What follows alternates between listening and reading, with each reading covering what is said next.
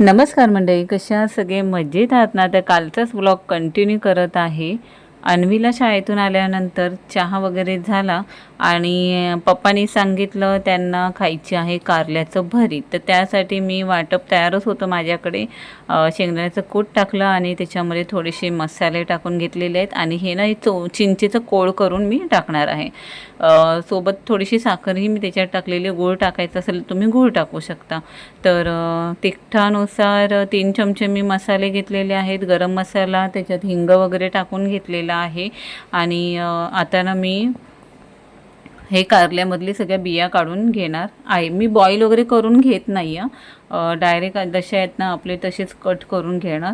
हे मसाला मी तयार केले आणि कट करून बघा हे असे भरलेले आहेत आणि हे असेच मी आता तव्यावर सोडणार आहे. रात्रीच्या जेवणामध्ये खूप साऱ्या भाज्या होत्या, बघू शकता तुम्ही, मुगाची, शेंगाची, मटकीची, कारल्याची, भरपूर व्हरायटीज होत्या. तर चला जेवण करून घेतो आम्ही. तर दुसऱ्या दिवशी सकाळी उठल्यावर छान अशी गुड मॉर्निंग झालेली आहे. आणि आमची गुड मॉर्निंग अशी झालेली आहे कारण आज अन्वीचे पप्पा घरात आहेत. म्हणजे अमोलला आज मुंबई ऑफिसला जायचं आहे, त्याच्यामुळे ते आज लेट जाणार होते. तर ते मला बोलले दोन्ही मुलांना आणायचं न्यायचं काम मी आज करणार आहे. आणि मुलंही खुश असतात. तर वाजले आहेत 11. सकाळी सगळी कामं झालेली आहे, जेवणही करून घेतले आहे, देवपूजा झालेली आहे. अमोलला 1 वाजता निघायचं आहे, त्याच्यामुळे जेवण आधी करून घेतलं. भात लावला, गोडी डाळ केलेली आहे. आता येताना मी भाजी काहीतरी बघेल आणि तशी येऊन पटकन करून घेईल. तर गोडी डाळ केली ना तर मुलांना खूप आवडतं, पण गोडी डाळ बरोबर ना लांब तांदळाचा भात असेल ना तर त्यांना अजूनच आवडतो. त्याच्यामुळे ते इथे मी गरम पाणी आता करायला ठेवते अन्वीला बॉटलमध्ये भरायला. तर इथे आज मम्मा नको होती, आम्हाला पप्पा पाहिजे होते सगळी तयारी करायला. तरी ठीक आहे, म्हणजे पप्पालाही कळलं की किती धावपळ होते ती. आणि अन्वी तर खूपच थकवते.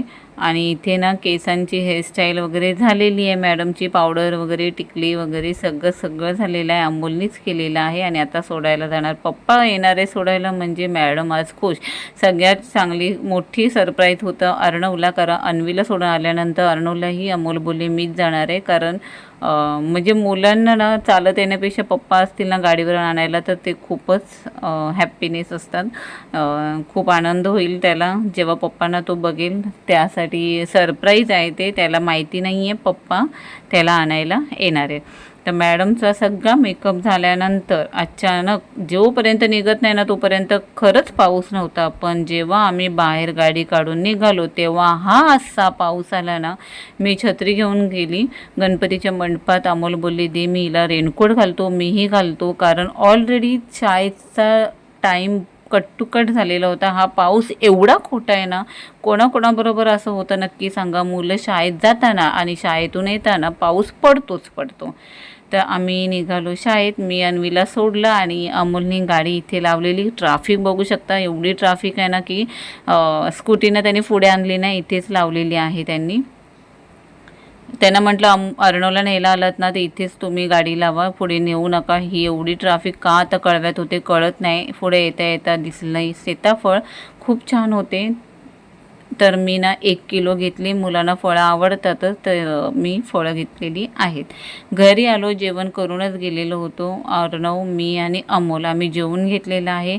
वरण भात आणि घेवड्याची भाजी आणि चपाती. जेवेपर्यंत 1:15 झाला. मी पटकन निघाली अन्वीला आणायला. शाळा सुटलेली होती, बघू शकता तुम्ही, मला लेट झालेला होता. इथे अवनीश भेटला आणि मॅडम आज रडत होत्या. पप्पा सोडायला आले तर पप्पाच घ्यायला का नाही आले, त्याच्यावरून खूप मोठा तमाशा झालेला आहे आमचा घरी येईपर्यंत.